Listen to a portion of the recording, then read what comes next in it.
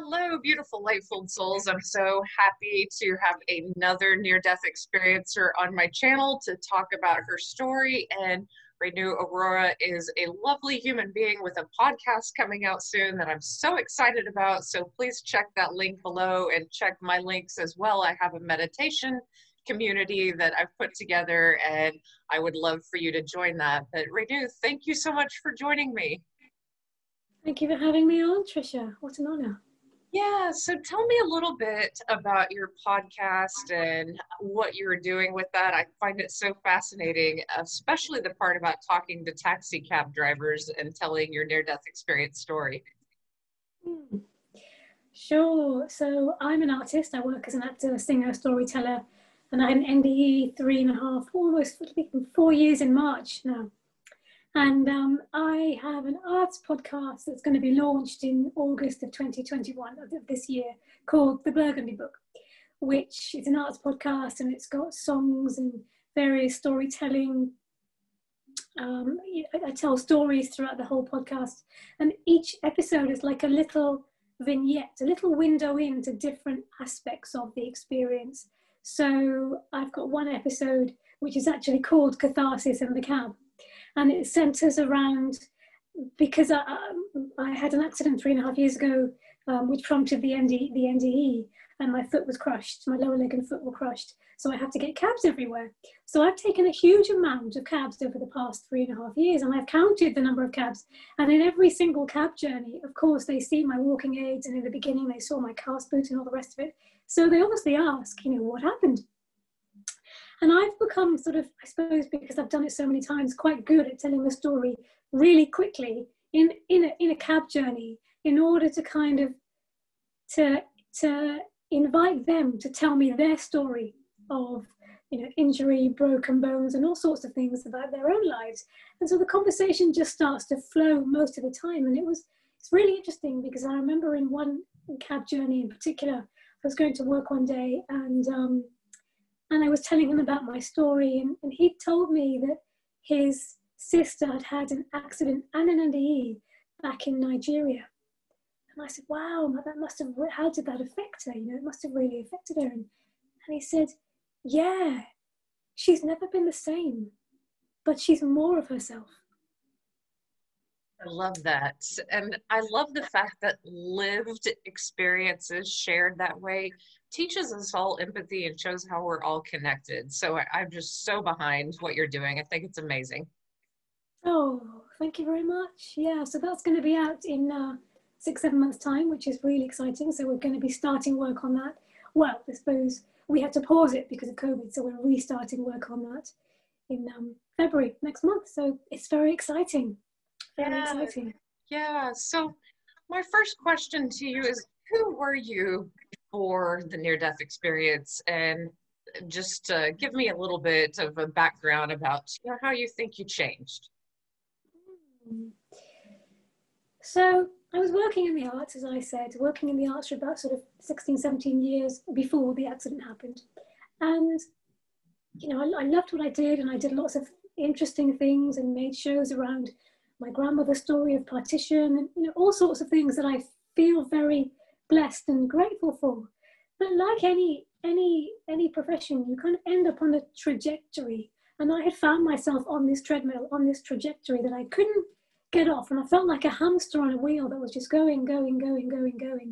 And within that sort of time period, I'd had all sorts of illnesses and health concerns and health problems that I just didn't give myself time to heal from. So I remember sort of a year before the accident, I'd had a year-long bout of glandular fever. And it was really, really severe, and I was so sick, and I was pushing myself through, going to work, carrying on working, because my priorities were so out of balance. I was out of balance. Why didn't you rest? Why didn't you tune into yourself and give yourself rest? Because I was very disconnected from myself. I would call myself spiritual, and I would be on a quest to find a sense of purpose and greater meaning. And I'd find moments of it, but it never lasted. And during those long moments where they never lasted, I would just push myself and push myself. So I never really felt worthy. I never felt good enough. I was always trying to kind of attain the next thing and the next job. And I was, just going from paycheck to paycheck, and it just wasn't, I wasn't in a healthy space at all. I was almost sort of abusing myself in the way I was treating myself, with such a lack of regard and such a lack of self-care, because I was just pushing. And it came from an anxiety. Do you think you feel a lot more worthy after the near-death experience? Did that connection with the love on the other side give you a greater sense of self-love? Absolutely, 100%. Absolutely. It's almost like the NDE reset me, reset the whole of my being. I feel the inside of me, my inner landscape feels so completely different. Like it just completely rewired. So I heard your story on a couple of different podcasts, and I know that you were making dinner with a friend. And could you start at the moment where you were basically pulled under a bus? Yeah, sure. So that's right. I was meant to be making dinner with a friend, but of course that didn't happen because I'd gone to the shop to buy ingredients for our dinner, and there was a long queue in the shop. And so I just kind of walked to the cashiers and I said, can I leave my basket on the counter whilst I go and wave to my friend who was about to come to my house to make dinner with me? But because there was a queue, I thought, well, she could be at my door ringing the bell. She knows I've been unwell. So it's just best if I go and let her know that I'm in the shop and safe. So I left my basket of ingredients on the counter and just walked out to the pavement to try and look in the direction in which I knew she'd be walking in. I couldn't see her, and there was a bus stop obscuring my view. But I just thought, well, it's 6 in the evening. It was the 29th of March. It's 6 in the evening, 2017. And I thought, well, it's not dark. I can see enough through to sort of make her out. I couldn't see. So I walked towards the edge of the pavement a bit further to try and get a better view up the pavement. Still couldn't see her. And we live on the A1 in the middle of North London. It's a very busy road. There's a bus lane there. And you can usually hear buses when they're coming in because they're noisy. But I clearly hadn't heard a bus coming in on this day. So I walked towards the edge of the pavement a bit more, put my toes over the edge, put my arm in the air in the hope that my friend would be able to see me with the purple jumper with my arm in the air. She'd know I was safe. I'd signal that I was safe and just in the shop buying our ingredients, and that would be that. As I did that and put my arm in the air, bearing in mind my toes were just over the edge, a bus was clearly coming in, which I hadn't seen. And it caught the edge of my boot and started to drag my lower leg and foot underneath the wheel of the bus. Oh, and when that happened, did you go into that panic mode? Did you feel pain? What was going on? I did. I went into a complete panic. I mean, a few things happened at that point, but my first thought was, because I could see my lower leg and foot be pulled under and it was disappearing underneath the wheel. So I remember thinking to myself, oh, how much of my leg and foot and how much of me is this bus going to take? Am I dead? Am I a goner? And I remember thinking, have I done enough good in this life? No, I don't think I have. But that was your rational mind probably thinking about the good. What happened when you left your body, and how did you feel? Did you feel like you'd done enough there? Yeah, absolutely. Yeah, so at that point I did float up, and actually a couple of realities were starting to take place. So I felt like there was an imprint of me still standing up on the pavement. So I could feel my feet firmly on the ground. I could feel my right arm in the air, and I could feel my left hand still clutching my wallet and my keys, still vertical. And then, of course, the other reality was that I'd ejected my body and was starting to float up. And I remember floating up higher and higher and higher, and to the point where I could see the top of the red bus. And I remember thinking, my wingspan. I can remember thinking my wingspan feels like it's the whole of, we have boroughs in London, the whole of my borough and back again. I felt so wide. I love that. I love that. Do you think it's the freedom of flying free of the body that makes us feel that way? 100%. I mean, it literally was a wingspan. That's great. Yeah, absolutely. Absolutely. Yeah. Did you kind of feel one with the night sky and with everything around there? Did you? Yeah. I did. I felt one with everyone, everything. I felt like I was my thoughts, everybody else's thoughts. I felt like we had one eternal heart. I mean, it was just Absolutely. I mean, as you know, there are no words to describe an experience as profound as this. And it was interesting because the more I floated up, the more the kind of the physical world started to fall away in my perception. And I remember then, as I floated up higher, I remember seeing and being surrounded by beautiful shards of light, white light. And this light was just beaming into my heart from every single direction, like a star.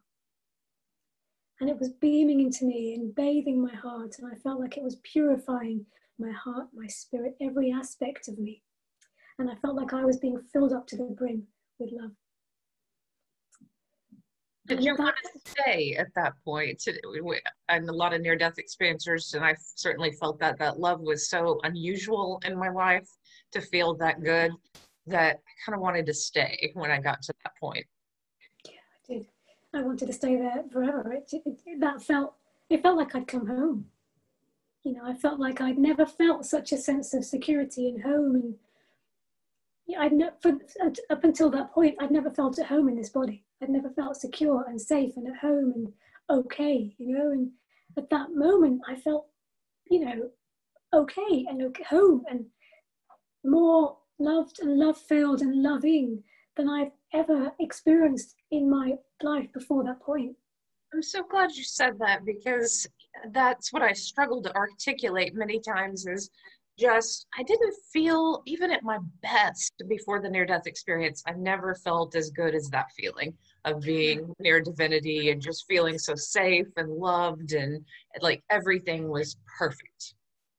Yeah, I completely hear you. Everything was perfect. Exactly. That's exactly how I felt, that everything was and is and was going to be perfect. I mean, there was no time in that space, as we know. And so it just felt like it was all complete perfection, divinity. And I felt like I was in the presence of God in those moments, because, you know, various other things happened after that point in the NDE. And I felt like I was bathed by oneness, by God, by light, by love, by divinity itself. And that's what your soul needed, probably, because I believe we get what we need over there. So you needed to feel that. What came next in the near-death experience? Oh, so then I felt like my heart was literally taken out of my chest. And you know, when you go to a car wash and your car is, you get your car washed and it's sparkling clean. I felt like my heart was literally polished to the point where it became sparkling clean and filled up with love, and then put back in. And I remember when it was put back in, it felt more whole than I've ever felt, and so full of love. And I could feel the divinity of the love. I could feel like it wasn't a human love. It was an ever-present love that would never be depleted, that filled my whole being. And do you feel this need to like let others feel that experience? Like, I just want to share it with other people, like energetically. Like, I wish I've said this many times, but I wish I could just like put my hands up and, you know, connect people to God. I'm sure you have some of that feeling as well. Like, if only you could give it. Absolutely. If only you could get it. I mean, yeah, I mean, sometimes it can feel a bit frustrating. I'm sure you feel that too, that, yeah, if only you could get it, if only you could feel that sense of divinity that we all are a part of.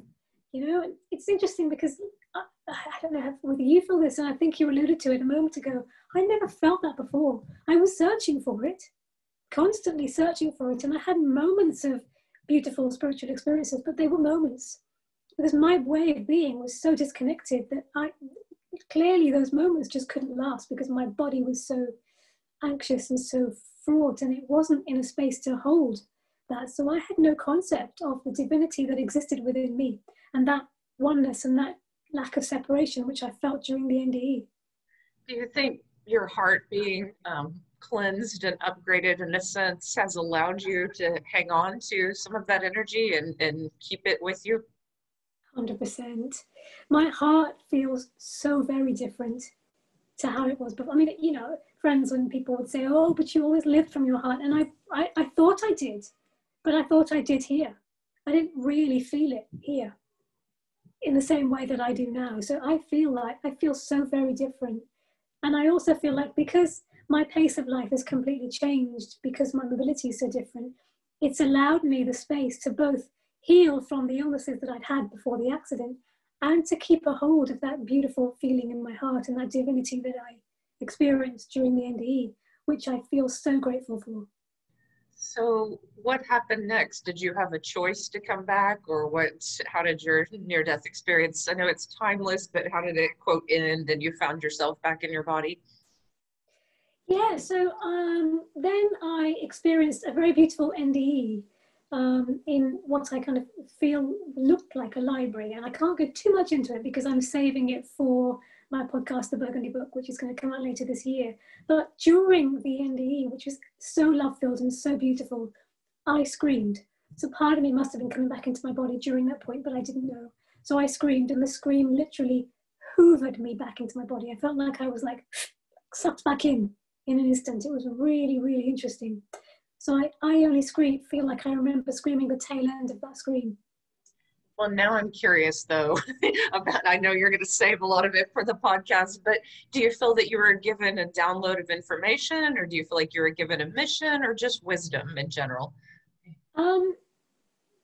Wisdom, no. So yeah, so I do feel like I was given a mission, and what I didn't say was that actually just before the life review, I did actually hear a voice, and I could also see the voice. And it was on the right-hand side of me, and I couldn't see the voice, I saw words is what I meant to say. So I saw words to the right-hand side of me, and they were black. And the voice said, "Love is all there is." And I could see the words, love, and then it faded away, and then it was is, and then it faded away, all there is, and it faded away. It's really, really interesting. And the voice just literally boomed, reverberated through the whole of me. I felt like, even though it was separate from me, in some senses, it was also me. And how do you understand that love now? Do you understand it as even a taxi cab ride? You know, you're sharing love because you're sharing a story with someone. Do you look at that love is all that matters in kind of a broad sense? How do you define it? I do define it in a broad sense. So I do think of love in a obviously it's broad and it's divine, but it's also in our everyday lives too, isn't it? So I try where I can to give love every day, and I wake up with the thought every morning, how can I give more love today? And sometimes that might be to myself, you know, as well as to other people too, because I feel like if I can, the more love I can give myself, the better able I am to give love from a place of fullness and health and well-being, and then I can be as authentic and as real and as transparent as I would like to be and authentic in my life. So yeah, I do feel like, although that love I felt was so divine and so rich and so ever-present, you know, I feel like my soul transcended sort of 25 lifetimes. That's the sense I get in that space. I feel like the mission is to kind of bring it back and spread it within the physical world here, within the medium, within the art forms that I have, and with the skills that I have to offer in the world. Yeah, that's a beautiful way of putting it. You're already an artist, musician, and you have this platform. So now it's a platform to spread love and to spread that knowledge from the other side. What do you tell people who are struggling like you were? Because I think part of our mission too is we're always looking back to, well, we're going to come across people who were in the place we were before the near-death experience. So what do you tell them to help them? It's really challenging, isn't it? Because like so many people and so many NDEs, you know, I know that space of pain, both physical pain and emotional pain. And I know how difficult it is to turn that around when you're in that spiral. And I was in a really negative spiral before the accident, you know. And for me, what I would say now is gratitude breeds gratitude. And I was clearly not in a place to learn this or to know this before, you know, before the accident and the NDE happened, but I can see it so clearly now, you know, and it's so interesting because since we've been living through this pandemic over the past year and a half, you know, I've seen things in my life and in my world and in my house, my flat, that I've never given thanks for before. And it's interesting how the NDE in my reset, as it were, has enabled me and helped me to see those things with so much more of a sense of gratitude and blessings in my life. So for example, I have a balcony here, a small balcony, but my balcony has been my saving grace for the whole of, you know, the times that we're living in, because it's been my fresh air, and it's been such a wonderful space for me to just breathe and be and take in the world. So I would say, and it's hard, I know, but if you can, try to do a gratitude list every single day. There could be one thing on that list, but that could be one thing more than somebody else has. And it's interesting how that shifts our mentality, and how it shifts our inner being to expect more good stuff. Oh, beautifully said. So I'm going to take you back, though, to the moment when you came back to your body, and what happened. Like, were you aware of everything when you were transported to the hospital? How were you aware of your near-death experience immediately? No, I wasn't for a while, because obviously the pain, then the reality hit that my leg was underneath the wheel of a bus and it was being crushed, and I could feel it, and you know, and I tried to pull myself free, and you know, obviously it was just really, really challenging at that moment. And so I didn't really give the NDE much thought for a very long time, because the trauma of the situation and the injuries just literally took over my whole experience for quite some time. So it was sort of a few months after, before I even was able to even allow myself to think about it and start journey of processing it, you know, and really feel into that beautiful space that I'd accessed. So, you know, that was a sort of a few months of, because for many reasons, I didn't get the treatment I needed for 5 weeks after the accident. So I was back in my flat with many, many, many, many broken bones. Oh no, why did that? Why did you no, not I can't really go into that too much, but I just didn't get the treatment I needed for a very long time. Yeah, it's really challenging. That was a lot of suffering, and yeah, A that lot. probably took over.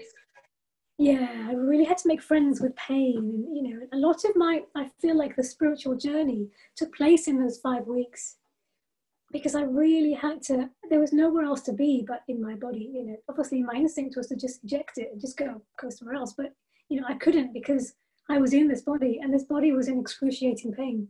And I just had to find a way to get through it moment by moment. And I feel so grateful for that now, because it kind of set up the journey for the next couple of years, because I learned to really be present. So when you say go somewhere else, do you mean in meditation, you know, just kind of leave your body, or do you mean? Yeah, well, just leave my body and just float up and, you know, just dissociate completely. But I couldn't, because it was too painful and it was just too much going on. Wow. So how did you, for people who have a lot of pain, how did you make friends with that level of pain? I talked to it every day. I would ask it what it needed, and I felt like my brain had moved into my foot during those first, and my leg during those first 5 weeks. So I would literally see it as a being. Wow. And I would talk to it, and I would say, you know, what do you need at this moment in time? Because actually my experience for those 5 weeks was literally broken up into moments. You know, it was just literally moment to moment, and I would breathe until I could take the pain no more, and then I would change position, and I'd breathe once again until I could take the pain no more, probably every 10 minutes, and then change position again. And that's all I would do for 5 weeks until I could get the treatment I needed. So I would talk to the pain all the time, every day, and just ask it, what do you need? What do you need? What do you need? And I would hold my leg in my hands just to give it healing and give it warmth and say, I love you, because I could feel myself disconnecting and disowning my foot. You know, during those 5 weeks, if someone had said, well, take this foot off or this leg off, I'd have gone, yeah, do it. I can't deal with it. It's too painful. So I would hold it. Go on, sorry. Well, what was the diagnosis, and how is your foot now? So I had basically a very crushed foot. So I had 8 bones that were in several pieces each. And the arch ligament that holds the foot together had completely gone. And so there were various dislocations as well. So because it was 5 weeks before I got the treatment, my foot had started to heal kind of wrongly, as it were. And so they said, you know, we could pin it now, sort of 5 weeks later, but we're going to have to re-break it. And that sort of, I knew that was going to be even more challenging long term. So I have a disability now, so I have to walk with walking aids, and both in the house and outside. So the foot never kind of regained the sense of function that I hoped it would to begin with. Wow. So making friends with that pain and staying in your body, what do you think that taught you? To be present, to stay here. And I also realized sort of fairly sort of, I suppose, a few months on after I'd started to process what happened during the NDE, that this is home. Yeah. You know, whilst I thought that beautiful space was home, and it is, and it was, and it will always be, it's here. And this is the place where I can access it now. Yeah. Oh, I'm so glad you said that, because how do we bring that here is a big question. How do we bring that love from the other side? Maybe it is being super present, almost like the way children are present, you know, full open heart, you know, just here. Oh, I completely feel that. Yeah, 100%. Because when we're present, when we're fully present, we're fully in our bodies. And when we're fully in our bodies, we can't be in our minds, in our heads. So those anxiety patterns that, you know, I used to run just can't be there because we're in our bodies. Oh, beautifully said. Yeah. You know, my pain taught me a lot too, and continues to teach me a lot. So I understand, you know, what you're talking about. And I disassociated some though, because I didn't know better. Like I think I just left, you know, and didn't want to deal with it at first. And then I did it so much, I disassociated so much that I forgot if I was really alive or if I had died and stayed over there. And then, oh my gosh, that's so interesting. That's so interesting. Yeah, well, I get it. I mean, it's when you're in that much pain, it's really hard to philosophize and be spiritual about it, because the instinct is just to get out of pain, because that's all there is in that moment, isn't there? Yeah. Yeah. I get it. And I think in hindsight, then we can see that pain's our greatest teacher. But you know, at the time, it's very difficult to actually be present and mindful. It's really hard. So yeah, so my question now is, like, you integrated your near-death experience pretty quickly. So what was it like those months when you began to integrate it? You know, did you listen to other near-death experiencers? Did you read books, or did you just sit with your own experience and dive into it? All of those things. I read so many books. I mean, the moment I felt able to concentrate again, once I'd had some treatment for my injuries, I started to get books on trauma, on PTSD, on NDEs, and I devoured everything I could find. I must have read hundreds of books on trauma and NDEs and spiritual growth from trauma, and I was just reading all day, every day, because it was the only thing that I felt a sense of, you know, I felt like those words in those books were buffering my pain. They were holding my pain, because it was a sense of validation for what I was going through. So I read loads of books. I talked to loads of people, because actually 10, 12 years ago, I used to be part of an organization in London called Alternatives. I don't know whether you're familiar with it. Yeah, I am. You are? Yeah, it's a wonderful group. They have a lot of amazing spiritual speakers. Absolutely. Yeah, so I was there for about 4 or 5 years and made a great friendship group there. And we also had Anita Mojani, so had a profound NDE. So I was used to hearing this language, and so NDEs weren't necessarily kind of alien to me. So coupling that with the friendship group that I'd made, who were very spiritual and open anyway, plus being an artist and knowing instinctively quite early on after the accident that I would make something beautiful from this experience, and this would be part of my mission going forward, making work around the experience, around the NDE, around the journey that followed. So it always felt like a very natural thing to talk publicly about it, to be public on social media, to talk about it, to do interviews, to speak to friends. So very early on, sort of, you know, sort of a few months after the accident, once I'd started to process it myself, I was talking about it, because I knew that would be the way to integrate it. Yeah, that's wonderful. And I'm so glad that these times have allowed people to do that, because, you know, when people had near-death experiences in the 80s and 90s, they had very little support on, you know, they didn't have these online groups and groups like this. They might have Unity Church and that's it, you know. Yeah, exactly. And now there's like a whole NDE family across the world, which has been such a joy to be a part of recently. Such a joy. I mean, I feel very blessed to be a part of it. I know, you're my new sister. Likewise. Just wonderful. It's so wonderful. It is, so good. and I understand, I guess, the way you process it quickly, because I feel like, and this is just a theory, but I feel like people who are artists or writers, that we already live in the imaginal realm part of the time, and there's this part of our brain that just works in that way, that we just integrate a near-death experience probably a little easier than someone who's more science-minded or rational. They have to think it through for a little bit, or sit with it in a different way, and then kind of, I mean, they become more whole brain, but I'm just saying it's easier for us to write about it and talk about it.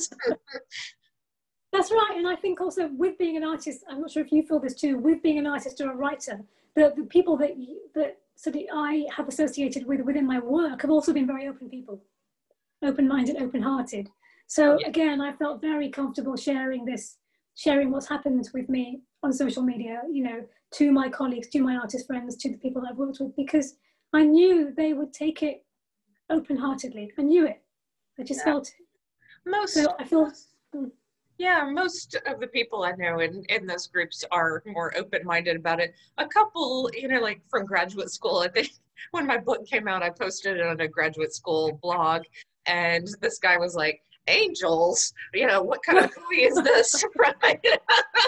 and I was like, hey, this is my real life story and my experiences as an, you know, atheist. I'd love it if you read it and, you know, just give me your feedback, because agnostics and atheists are people I love to connect with, because I was agnostic before.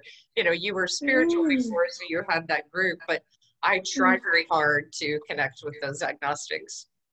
Oh, that's so interesting. And how did you find the book was received by agnostics?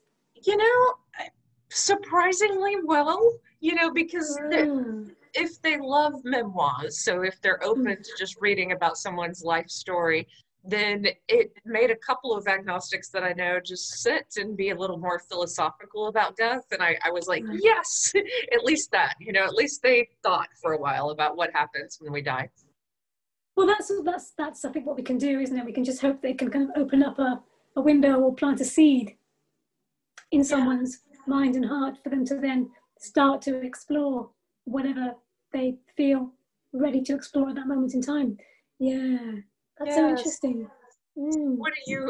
What do you hope to, and it's always interesting what you hope your podcast might do and might open up. You might find it opens up, you know, a whole nother group, you know, like, what is your hope though, who you're trying to reach? People who've had near-death experiences, people who just had trauma, just a whole list of people? Yeah, so people that have had NDEs, people that have had a huge trauma, because I talk a lot about the gifts that I've gained in my perception from the accident. I talk a lot about the spiritual journey that I've been on, how the NDE has impacted me, how it's reset me. I also talk a lot about the specifics of what happened and the trauma of what happened, to give people who have gone through a physical trauma a sense of holding and a buffering and a holding space for them. So I feel like there's lots of different groups of people that I'm hoping it will serve, you know, once it's out. Plus, I mean, even, for example, Asian people, I'm Asian by heritage, and even Asian people, I would love for them to, because there aren't that many, as far as I can see, Asians doing this kind of work and being public around this kind of experience within the artistic realm. So I really want it to kind of be in that community, and I think it will, because we're doing a few shows to coincide with the launch, and one of them is with South Asian Heritage Month. They're hosting one of our shows. So, you know, I'm hoping that people will, from those communities, will see themselves reflected in a South Asian woman talking about trauma and making songs and making music about trauma itself. Yeah, so, I think that would be great, because that's a huge population of people too who to join that conversation. That would be amazing. And I think with COVID happening around the world and death being this topic, I think maybe all cultures are more open to a discussion about death and dying. And yeah, I think so. I mean, I spent the last year working frequently with the BBC and contributing to one of their radio stations, and I made several audio arts pieces from sort of the beginning of last year onwards around my experience of, because I when we went into lockdown back in March, I kind of remember thinking to myself, oh, my anniversary is coming up, you know, I want to make an artistic piece around my anniversary, but I couldn't ignore the fact that my anniversary sat right in the middle of, you know, the pandemic, the fact that we locked down. And I said it right in the beginning of my accident, I said right in the beginning, I feel like the curtain came down on my world on that day. And interestingly, 2 weeks before my anniversary last year, the global theatre curtain fell. And I remember where, you know, all the theatres across the world stopped their shows. And I remember thinking, this is a really interesting parallel. So from that point on, I started to make pieces around the fact that I feel like my lockdown started 3 years ago. So I feel like I understand that space really, really well because I've done it for so long. So I understand people talking about new normal. I understand new normal from a personal perspective really well. So I made several audio arts pieces around my experience of lockdown and new normal to give people a sense of holding and buffering for people that, you know, were just coming to that point and just kind of, I knew what it was like to have all the facets of my world just close in one by one. And the world was just getting to that point in March and April last year. So I did the pieces and I remember thinking to myself, I wonder what kind of audience will, because you never know until you put something out there, will resonate. And it was interesting, there was a whole host of people, including some Indians and some South Asians, both sort of said, you're speaking my language. In fact, some Indians, I remember, said to me, I feel this on a whole new level because I get exactly what you're saying. Because obviously, although I didn't speak about the NDE per se, I mention it in every piece, but I don't go into it because the pieces weren't about that. But I feel like subliminally, I can put my experience into the work, even though it's not overt. Oh, I love and that. So oh, thank you. Yeah, that's beautiful. I have a question around After Effects. So, Please. yeah, they were really jarring for me, you know, like the feeling outside of time or psychic flashes or just feeling a ghost in a room. You know, like these, on one hand, it was jarring. On the other hand, I just was like, oh, well, I was outside of time, so I will experience time differently from time to time here. You know? Were your After Effects jarring or were they easy to incorporate or what were they like for you? Yeah, I mean, I did become quite psychic for about a year. I feel like I still am, but much more profound for the first year or so. And they were often about kind of deja vus and conversations that I would dream about or conversations that would come into my head and exactly the same thing would happen maybe an hour or so later. It was really, really interesting. And that still happens, not as frequently, but it still does happen. I didn't find them jarring. Sometimes I'd dream about something happening and it would happen. And those dreams I'd find a bit disconcerting because I'd think, oh, I don't want to be predicting the future because that could be quite scary. I know, especially this future. Yes, exactly.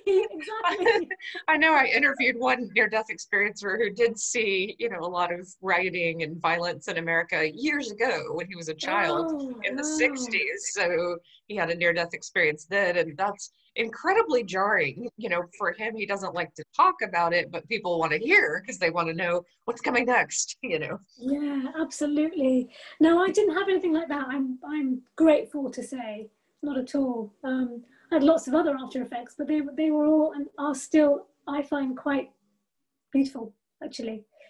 Of like deepening meditation or just, you know, this sense of oneness that might come over you from time to time, like that kind of stuff. Exactly. That connection with, so I feel like maybe this isn't more of an integration rather than an after effect. I feel like because I can feel my own divinity, I'm much more able to feel it in other people now and feel their heart and feel the presence and the softness and the love and the perfection that exists within each of us. So I don't judge myself in the same way that I used to before the accident. And I had a huge epiphany during the NDE.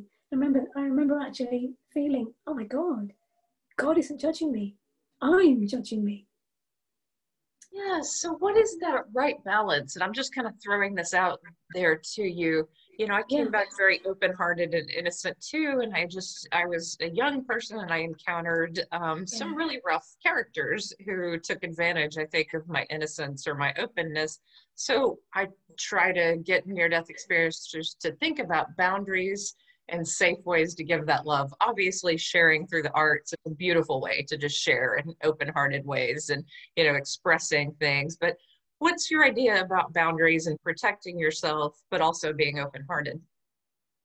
I think that's a really, really beautiful question. And I'm so glad you bring it up, Tricia, because I think it's really important. You're right. NDEs often do come back with a sense of open-heartedness, and we just want to give love to everybody because it's oozing out of us, isn't it? It's just literally overflowing. I know. So I had no boundaries before the accident.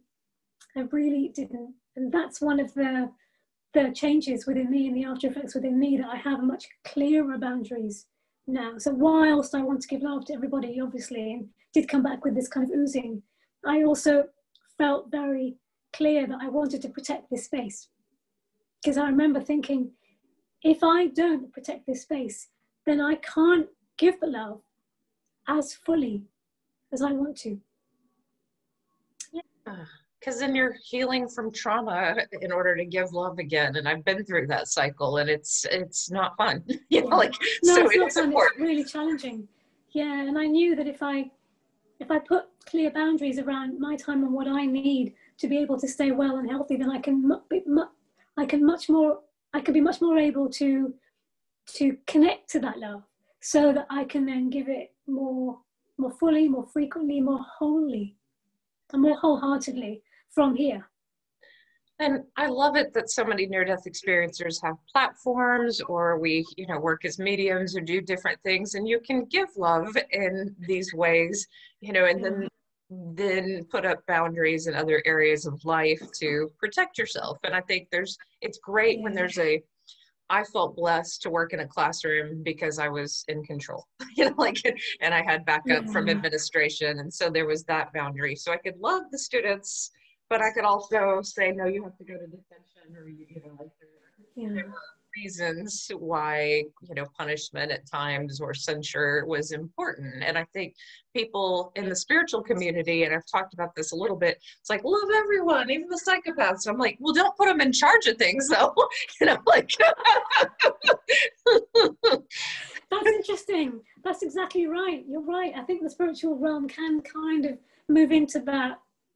Yeah, I mean, I do believe that everybody, including psychopaths, have a sense of divinity within them. I do believe that, and I've always kind of sensed that. But you're right, but there's got to be a sense of, but they can't run the country. There has to be a sense of, we have to know where they need to be.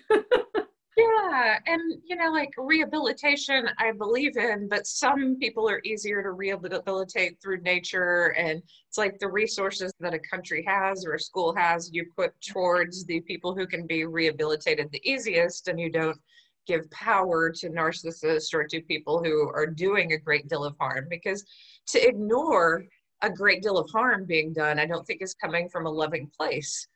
No, absolutely not, because I think, as you say, to ignore it isn't loving, because I feel like there's more respect in, to call something out is respectful, whether it's personally or on a more global level. I feel like there is respect, there's more respect in saying, no, there's a boundary here, and that's not right, and that's not on. Yeah, and then the healing is love, even for people who are struggling or misinformed, who have personality disorders. I mean, I believe that everyone can be lifted up, but it has to be done in a safe way for the people who are perhaps potential victims. I think so too. Like I said a few moments ago, one of the things that I really recognize now is the perfection that exists within all of us. And I really felt that so strongly in the whole of my presence when I was in that beautiful space. And I'd come back with the sense of, a lot of spirituality is about searching, and I was searching to self-improve. Whereas now I feel like it's the exact opposite. I don't need to search to self-improve. I'm perfect as I am. I just need to come back to me.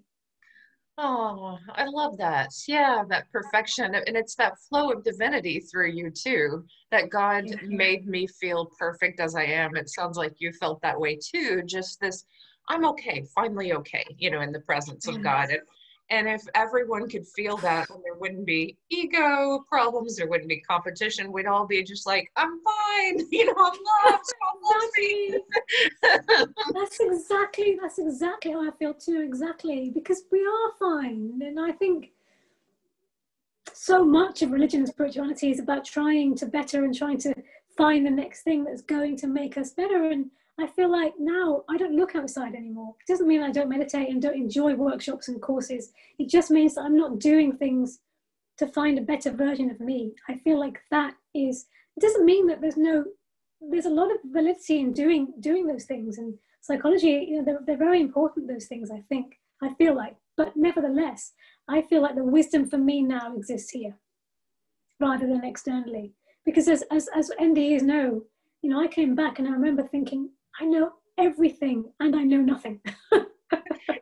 It just kind of hit me that near-death experiencers are kind of immune from cults. A lot of us are not thrown into religion. We're more spiritual than religious. Some find peace through religion and that connection to God. But I can not put my faith in a human being because I've known God. I'm just like, Yes. oh, cool, this human being might have some tips, but okay, bye-bye. Like Yeah. that's about it.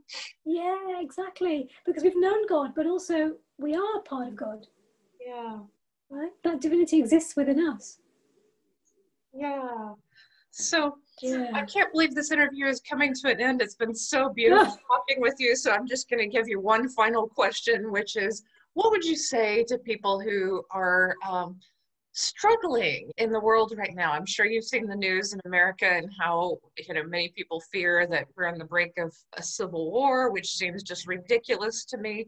But, this level of violence and misinformation and uh, I keep coming back and trying to tell people like, well, just chill. Like it's kind of okay. It's a beautiful sunny day. Like go for a yeah. walk, like turn off the media, for a little Yeah. bit. Try to distill everything down to basic facts. Think about what you need to do to keep yourself well. But what do you have to say to people in England and lockdown in America, anyone around the world who is confused and suffering? Oh. Firstly, there's so much going on in the world, isn't there? And my heart just goes out with so much empathy and so much compassion and so much love to all of the unrest and tumult and struggle and pain and trauma that's happening in the world right now.